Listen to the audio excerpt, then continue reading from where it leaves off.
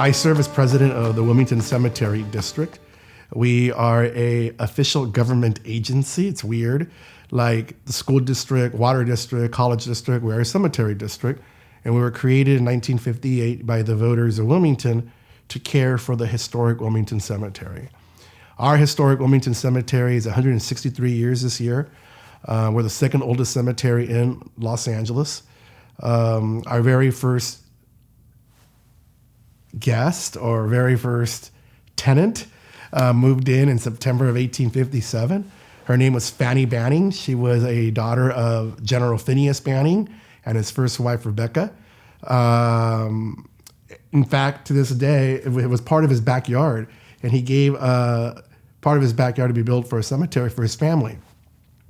When the town of Wilmington was incorporated, he gave that to be used as a public cemetery for the community of Wilmington. We have about 10,000 souls that are buried in there today, including 41 Civil War veterans, 38 members of the Union Army, and 3 members of the Confederate Army, but nonetheless Civil War veterans. Wilmington at one point was home to the headquarters of the Union Army for California and Arizona, and so drum barracks. One of our residents is Lieutenant William Ward, who was born at West Point, in New York, and died at drum barracks in Wilmington. So he was born at a base, died at a base. We have veterans from every single war, from the Civil War to, unfortunately, the present. But we also have a lot of our early fathers and mothers from the harbor area. We have Gaffeys, we have Narbons, we have Eubanks, we have Dodsons, we have a lot of Croatians. It's funny because, I guess segregation always existed. So at the old cemeteries, if you go to visit an old cemetery, they're segregated too.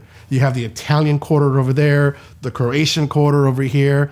We have Bogdanoviches that are buried there. They spelled it differently, but we have several of those. And so you can still go and see the different quarters of the different areas of people that were buried there. We're excited about our little cemetery, excited about its history. We learned recently that we have people that were buried in sacks and bags. That's how you buried them back then. Then eventually in pine boxes and eventually in vaults. And so we are actually in the process of mapping our area and learning more about history there.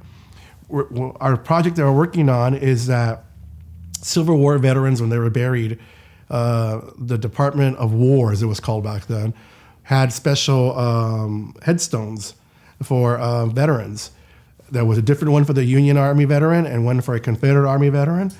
But these 41 soldiers in Wilmington Cemetery never got their tombstone or their headstone.